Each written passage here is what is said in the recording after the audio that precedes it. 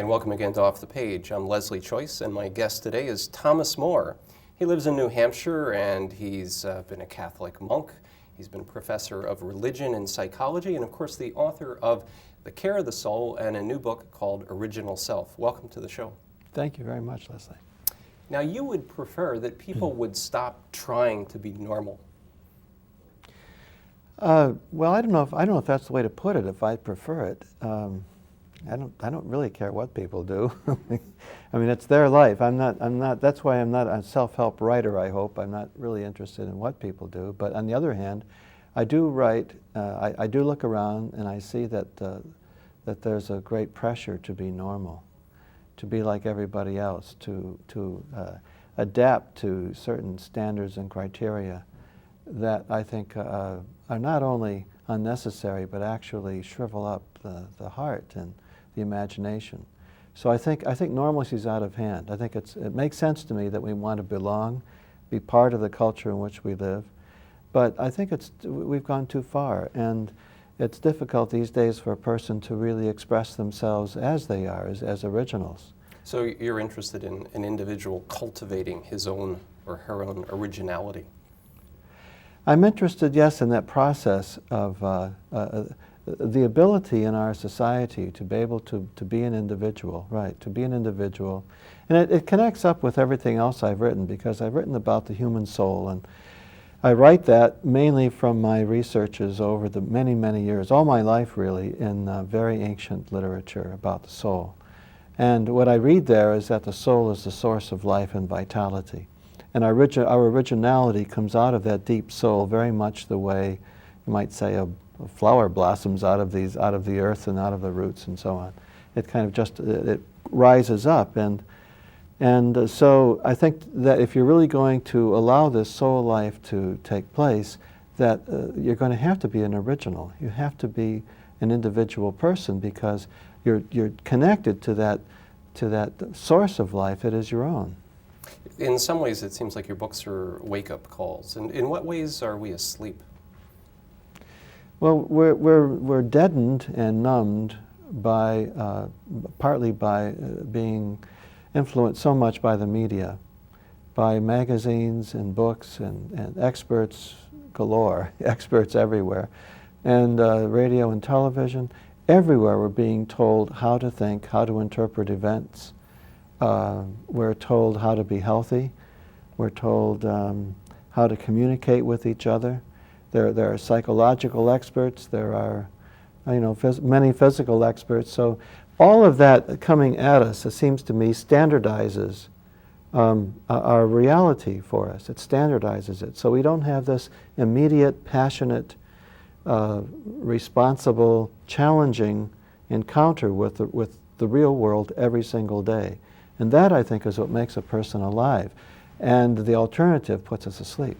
Now, it seems to be very much tied in with this whole issue of identity, the original self, the real me, that sort of thing.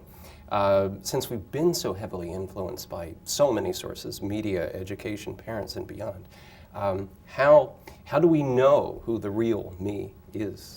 Well, if you notice, I don't refer to the real me in this book. I don't refer to a true self or an authentic self. As a matter of fact, I had to struggle. I mean, I put up a real fight not to have the word authenticity placed on the cover of this book, because that's not what I'm talking about. I'm not trying to say that there's a real way to be and then that all these other illusory ways. I really don't want to say that.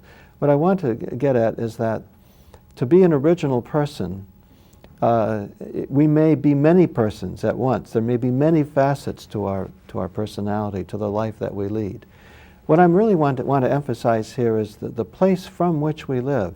Instead of living from a place of unconsciousness and just at the practical level and getting along, being busy, working too hard, doing all of that we do all the time, I think that what I'm trying to suggest is that we could change the focus and live more vertically.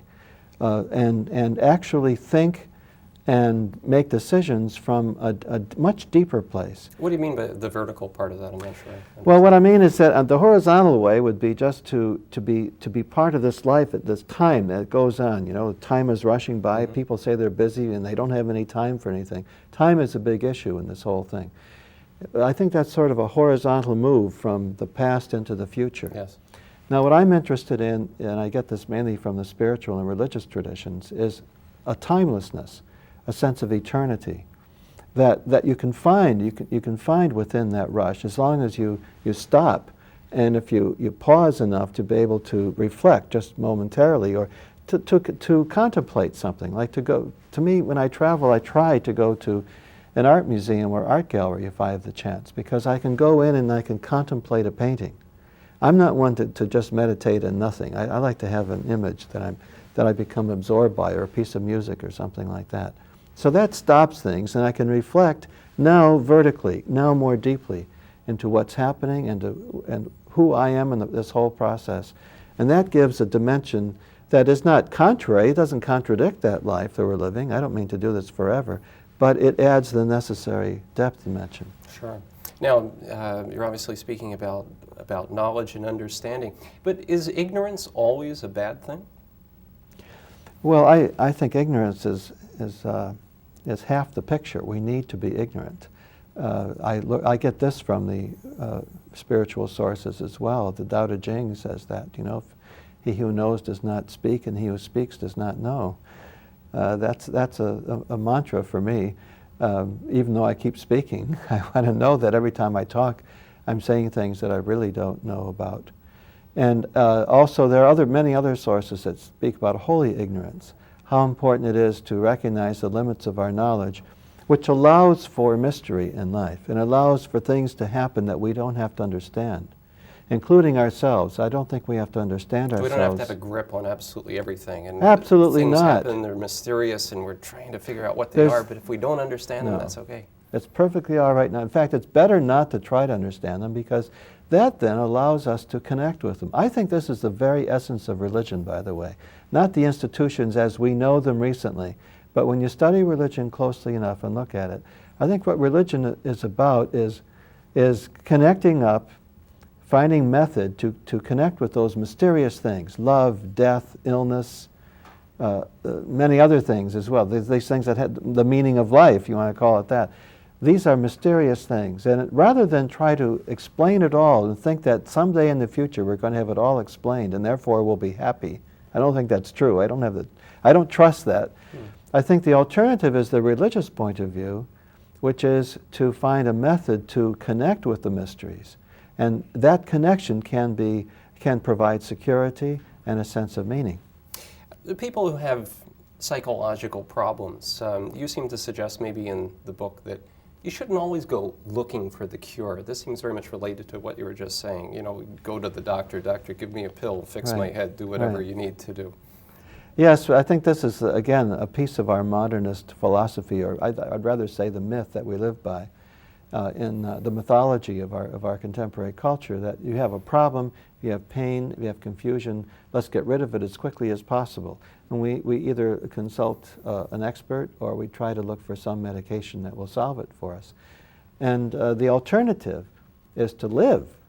It's to recognize that to live as a human being means not to try to be flat and numb in our understanding, in our control all the time, but rather to live passionately, making mistakes, taking risks, failing, succeeding, being full of desire. You're in favor of failure?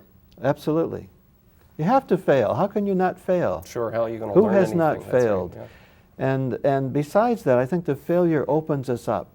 I often say jokingly to people that when I was a therapist, I'd sometimes get calls late at night from people who wanted to see me, but nobody ever called to say, I must see you in the morning because everything's fine. You know, they call because they're in dire straits. They don't know what they're going to do next. They're contemplating suicide, or their relationship is now at an absolute low point and they have to do something about it. That opens us up to reflect, to talk to somebody, and there's movement of the soul in those periods, those moments when we feel we can do nothing else but think, reflect. I don't mean, again, thinking is understanding, but to reflect and to converse with somebody.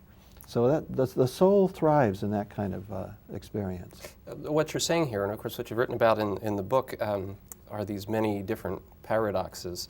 It's almost like it's bad to be too good, or it's good to feel bad, or that Right. kind of thing. How do you sort of shape those ideas together? It's bad to feel good? I Too don't know. good? Is it? Well, it could be. Yes, I think we can, well, you know what it's like if you meet somebody, you just feel that they're just too cheerful, you know, you can't trust it. Mm-hmm. There's just something going on that seems to be a screen. There must be something else. This person must be more complicated. Doesn't anything ever bother you? We have it, I don't know how it is, if it's the same all the way around the world. I really don't think it is. But I know where I live, people have, I feel a certain pressure to be cheerful. You know, they used to draw, Yes. I don't know if they still do, they draw these little faces with a smile on them. Smiley face. And yeah. I like always drew one with a sad face on Mhm. it, just to compensate. Because I think it's considered improper and inappropriate to show that you're going through something. Someone asks you the question, how are you doing? They really don't want you to say, well, it's not a very good day, and I'm feeling depressed today, or I'm feeling sad, or I'm really under too much. They like you to say fine, you know. And I understand that can be just an automatic gesture of meeting. On the other hand, I think that we do have habits of not letting our complexity show. And what's a single mechanism that any individual can do to let their guard down, to drop the facade? A simple mechanism. Mm-hmm. It's just I think Oh it God, yeah, I'm looking begins. for the simple answer, of course. Yeah. I think it begins in, to go back to something you mentioned a few minutes ago, there's a kind of waking up that takes place. I've noticed this with many people, and it's different from one person to another, but a person may be realizing for a long time that things are just not right, that something has to change or something has to give, and they don't know what's going to happen or what has to change. But then one day they just sort of wake up. They wake up to the fact that they've got to start doing things differently, maybe something very small. It's that waking up that is the start of it. It's the beginning of it. Now, I don't think you have to do anything particular there. You don't have to do anything that's true of everybody, but just in your own way. Although I have to say that the most common reaction I see to people who begin to wake up, well, there are a couple. One is people often change careers or change jobs. It's the most common thing I see today. And when people wake up and say, there's got to be more than this to life, and I don't want to go around feeling so numb and automatic all the time, they change jobs. Now, sometimes they change spouses. That's true. That's more complicated, more difficult, more challenging, but I know as a therapist that I'd say certainly over half the people that came to me for therapy were coming because of conflict in their marriages. Yes. We're going to take a short break right now. My guest today is Thomas Moore, and we'll be back with him right after this.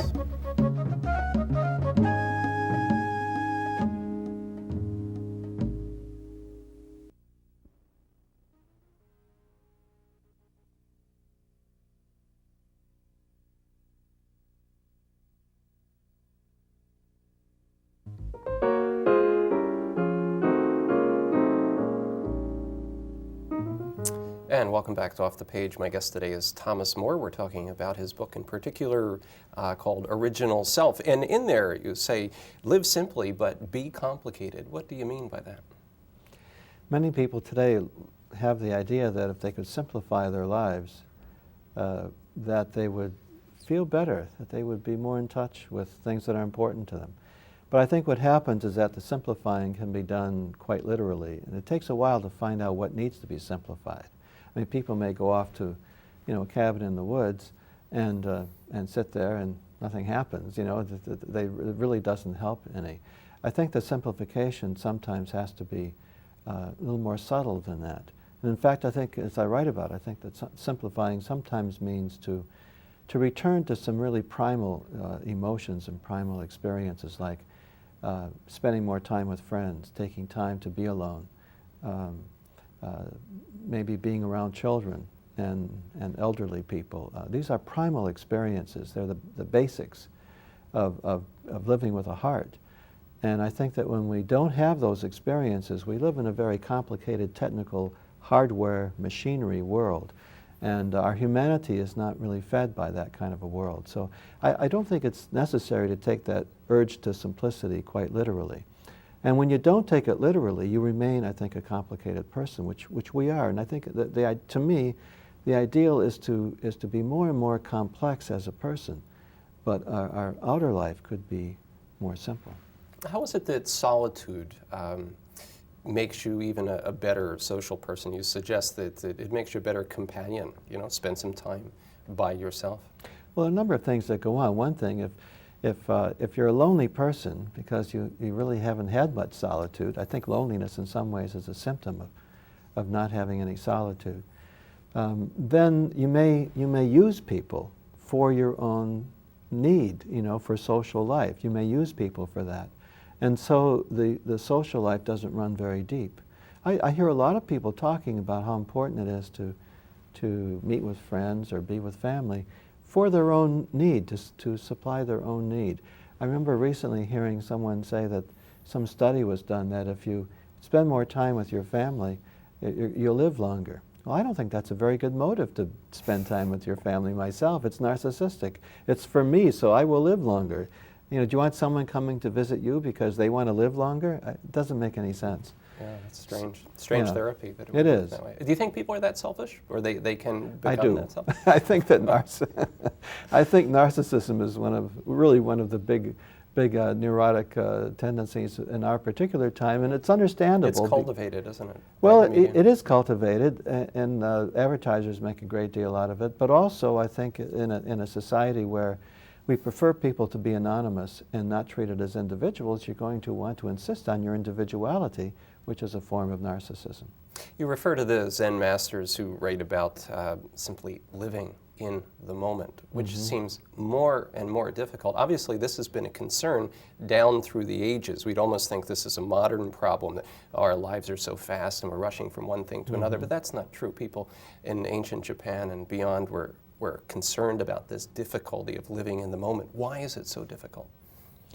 Well, I think it's difficult because we're thinking of what we need to accomplish. I think basically in this world, it's difficult to just live and just be. We have to justify our existence somehow. And I think most of us justify it by being busy and working. It's a very simple idea. If someone asks you what you've been doing, if you say nothing, or I'm just lying around, or what if you say, well, I've just finished watching television for 24 hours straight, you know? So how do you break the habit? Well, what habit was that? The habit of not living in the moment. How do you find your way to the present? I think you can. You have to just. See, you can't. I can tell you how you shouldn't do it. And this is what I write about. I don't think we can do it by developing a philosophy of living in the moment and being attached to that idea. As soon as you have the idea of it, you're far away from it. Yes. So I think the thing to do is to be engaged. It's a matter of the heart being engaged. So if your heart is engaged with people, you're in the moment. If your imagination is engaged in your work, let's say you're doing work that you really love. I know for me, I write music at home, and when I'm writing music, the time goes by, an hour goes by like a second, just vanishes. And I think that's that experience of being in the moment, because there's so much heart and imagination in what I'm doing. But if I'm doing some other work that I'm just doing, but I don't really have the love for it, the time goes by much more slowly, and so there's a sense that that time is ticking away, and I think that's not living in the moment. You also write about the idea of empathy. Is it possible for individuals to cultivate and develop their empathy for other people? I think it is possible, but I don't think it can be done directly. I wouldn't recommend going to a class on how to become more empathic. I don't think that's really the way to do it. Again, I think it has to do, I mean, empathy is the word pathos is an empathy. You know, pathos, a wonderful word the Greeks used to mean, one of the meanings the word pathos has is that a god or a spirit has visited you and has touched you, and you feel the impact of that. So to be able to feel the impact of another person, to be able to stand in front of something beautiful and to be taken by it, to be just awed by it, and to have your heart start beating. That is empathy. That's the beginning of empathy. Having a certain openness so that you're not defended against experience. And in this world, we defend ourselves by being cynical and by being numb. And so we have to deal with those kinds of things. The opening of the heart is really the center of it. I can't say the heart of it. In your author photograph there, you're sitting or standing with a dog. Mm-hmm. What's your dog's name? Little Bear. Does your dog ever teach you anything? Oh, the dog teaches constantly. The dogs are amazing. We have two dogs. Two dogs. Luna and Little Bear. Little Bear managed to get into the picture because he's the one that's always trying to, to get in and have a great time, and Luna backs away all the time. So there's a strong personality there. They teach me, the primary thing they teach me is that we can have such a close relationship and understand each other so well, and they never say a word. I mean, I talk to them all the time, but they never say a word, except Luna does talk in her own whines and songs and things. But they, they're silent creatures, but they express so much, and I feel that I learn a great deal from them of how to express myself without having to use words. My guest today is Thomas Moore. We're going to take a very short break and be back for another minute of discussion right after this.